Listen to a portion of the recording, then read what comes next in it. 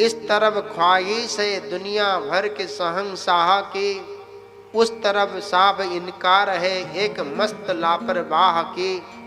प्रेम के झगड़े में चलती है ये कोशिशें चाह की, दीन वत्सल की दया हो जिद रहे मल्लाह की। देखिए किसकी विजय हो और किसकी हार हो, दोनों मल्लाहों में पहले किसकी किस्ती पार हो। प्रेमी अपने मुख चंद्र से निर्जरित वचनामृत का आस्वादन करना चाहता है। प्रेमी अपने प्रियतम का दर्शन करना चाहता है, उनके मुख चंद्र से निर्जरित वचनामृत का आस्वादन करना चाहता है। इसके लिए वो अनेक बहाने करता है। आज महान भक्त प्रेमी केवट सोचता है नाव ले आने में जितना विलंब होगा उतना ही इस केवट को आनंद आएगा। मागी नाव न केवट आना, कहीं तुम्हारा मर्म में जाना। बड़े बड़े लोग भगवान के मर्म को नहीं जानते महाराज। जगु पेखन तुम देख निहारे, विधि हरि शंभु न चावा निहारे। श्री राम जय राम जय जय राम, श्री राम जय राम जय जय राम। केहू न जानहि मरम तुम्हारा, और तुम ही को जान निहारा। श्री राम जय राम जय जय राम, श्री राम जय राम जय जय राम। सोई जानई जेहि देहु जनाई, जानत तुम ही होई जाई। ओ श्री राम जय राम जय जय राम, श्री राम जय राम जय जय राम। तुम्हारी ही कृपा तुम ही रघुनंदन, जानहि भगत भगत उर चंदन।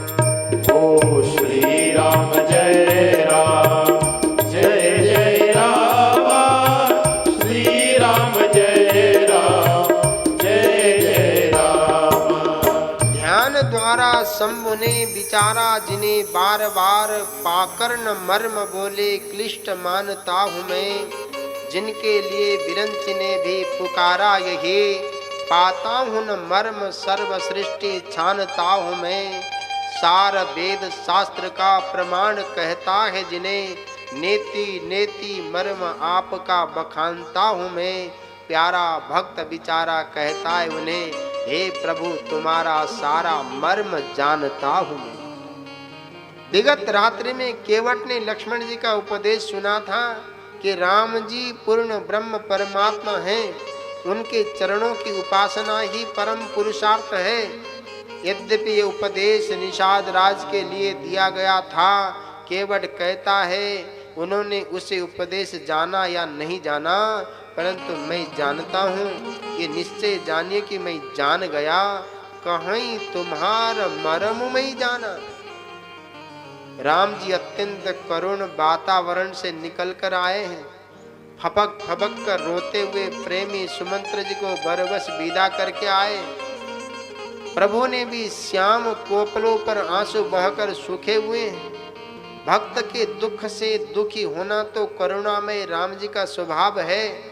केवट ने जब देखा कि राम जी, लक्ष्मण जी, सीता जी तीनों ही उदास हैं, केवट ने मन में निश्चय कर लिया कि मेरे जीवन की सबसे बड़ी साधना यही है कि मेरे घाट पर राम जी उदास आए हैं तो यहाँ से हंसकर जाएं। महाराज, आए हुए अतिथि को उदास भेजना कभी नहीं चाहिए। फिर जीवन में ये अद्वितीय अतिथि आज ही मिले। बड़े बड़े अमलात्मा, वितराग, प्रशांतात्मा मुनि जन जिनकी एक झलक पाने के लिए तरसते हैं, आज मैं उन्हें अपने हृदय में, इस हृदय रूपी मंदिर में विराजमान कर लूं।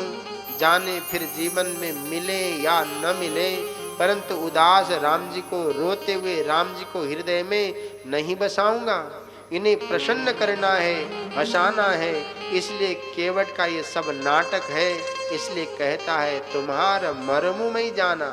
केवट ने कहा, हे नाथ, आपके श्री चरण कमलों की धूलि के लिए सब कहते हैं कि ये मनुष्य बनाने की जड़ी बूटी है। आपके चरणों के स्पर्श होते ही शीला सुंदर स्त्री हो गई। मेरी नाव तो लकड़ी की है, लकड़ी पत्थर से भी कठोर नहीं होती। मेरा नाव भी मुनि की स्त्री हो गई तो, उड़ गई तो मैं लूट जाऊंगा। मैं तो इसी नाव से अपने समस्त परिवार का पालन पोषण करता हूँ, मेरा कोई दूसरा धंधा नहीं है। इसलिए हे प्रभु, यदि आप अवश्य ही मेरी नाव से पार जाना चाहते हैं तो मुझे पहले अपने चरण कमल को पखारने की आज्ञा दें। चरण कमल रज कहूँ सब कहाई, मानुष करनि मोर कछु आई। ओ श्री राम जय राम, जय जय राम, श्री राम जय राम, जय जय राम। जौ प्रभु पार अवश्य गा चाहू, मोहि पद पदम पखारन कहूँ। ओ श्री राम जय राम, जय जय राम, श्री राम जय राम, जय जय राम। भगवान ने कहा, मेरे चरण पास में हैं, मुझे कहने की क्या जरूरत है। केवट कहता है, हे प्रभु, जब तक आप आज्ञा नहीं देंगे तब तक इन चरणों को धोऊंगा नहीं। आपको आज्ञा देनी पड़ेगी। छालयामि तव पाद पंकजम, नाथ दारु दृशदो किमंतरम। मानुषी कर्ण चूर्ण मस्तिते, पादयो रिति कथा प्रथीयसी। पादाम्बुजं ते विमलं हि कृत्वा, पश्चात् परं तीरमयं नयामि। नो चेत् तरिषद् युवती मलेन, स्याच्चेद् विभो वेद कुटुम्बहानि। और आनंद रामायण में भी कहा, केवट कहता है, मेरी एक स्त्री है, मैं दूसरी स्त्री लेकर क्या करूंगा। अस्ति में गृहिणी गेहे किम करोम्य पराम स्त्रियम। राम जी कहें कि गौतम पत्नी सांप से सिला हुई थी तो ज्यों की त्यों हो गई। इसका उत्तर वो देता है, कौन जाने ये भी सांप से लकड़ी हुई हो। गोस्वामी जी ने कवितावली में बड़े दिव्य भाव में केवट के प्रसंग का रसास्वादन किया। बरु मारिय मोही बिना पग धोए, हूँ नाथ न नाव चढ़ाई हूँ। केवट कहते हैं कि यदि आप चरण धुलाना चाहते तो नाव के लिए ही क्यों अड़े रहते। आइए हम आपको सहज उपाय बताते हैं। रज भी बच जाएगी, आसानी से पार भी उतर जाएंगे, न मुझे कोई अड़चन पड़ेगी, न आपको संकोच होगा। गर्मी का दिन है, यहाँ से थोड़ी दूर पर पैदल एक घाट है जहाँ से लोग पैदल ही पार चले जाते हैं। वहाँ जल भी ज्यादा नहीं है, कमर तक है। आप अकेले डर रहे हो तो चलिए थोड़ी दूर तक मैं आपको वो जगह दिखा देता हूँ। फिर मैं यदि नाव पर आपको बिठा भी लूं, मान लीजिए कि नाव गायब हो जाए तो फिर मैं फिर भी संतोष कर लूंगा। परंतु घर जाकर स्त्री को किस प्रकार समझाऊंगा। एक तो स्त्री है, दूसरे केवट की स्त्री, तीसरे सत्संग में भी नहीं रही। भला उसको कौन समझाएगा। वो समझ भी जाए तो और सहारा कोई और नहीं है। ये छोटे छोटे बच्चे किस प्रकार जीवित रहेंगे। ये अवश्य है कि आपको क्रोध आ रहा होगा इस केवट की बातों से। हे प्रभु, इतना ही कह सकता हूं कि मुझे प्राण दंड दे दो, मैं मरने को तैयार हूं, क्योंकि मैं अकेले ही मरूंगा, परिवार तो बच जाएगा। हे प्रभु, नाव पर बिना चरण धोए आपको चढ़ाने वाला नहीं हूं। हो बोला प्रभु से यूं केवट, यह विनती है सरकार। चरण धुला लो राम जी जाना हो घर पार। चरण धुला लो राम जी जाना हो घर पार। बोला प्रभु से यूं केवट, बोला प्रभु से यूं केवट, यह विनती है सरकार।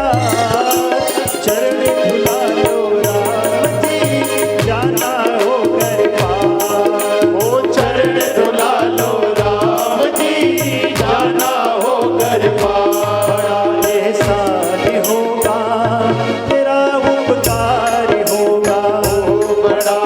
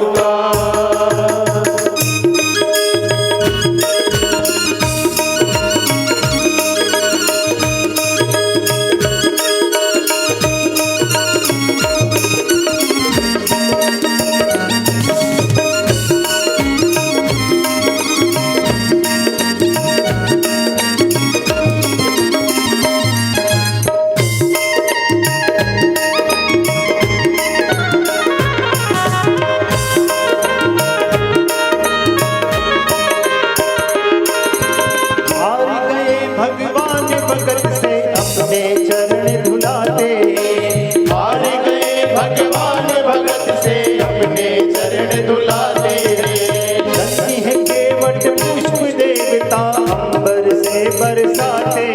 ओ धन्य है केवट पुष्प देवता अंबर से बरसाते। परिवार सहित केवट ने, परिवार सहित केवट ने किया पितरों का उद्धार। चरण धुला लो राम जी जाना हो घर पार। ओ चरण धुला लो राम जी जाना हो घर पार। चरण धुला लो राम जी जाना हो घर पार। ओ चरण धुला लो राम जी जाना हो जो पार। बोला प्रभु से यूं केवट, बोला प्रभु से यूं केवट, यह विनती है सरकार। चरण धुला लो राम जी जाना हो घर पार। ओ चरण धुला लो राम जी जाना हो घर पार। वो चरण धुला लो राम जी जाना हो घर पार।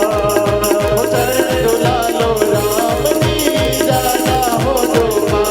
बड़ा एहसान होगा तुझे उपकार होगा। बड़ा एहसान होगा यही उपकार होगा।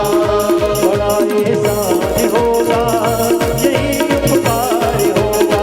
ओ बड़ा एहसान होगा यही उपकार।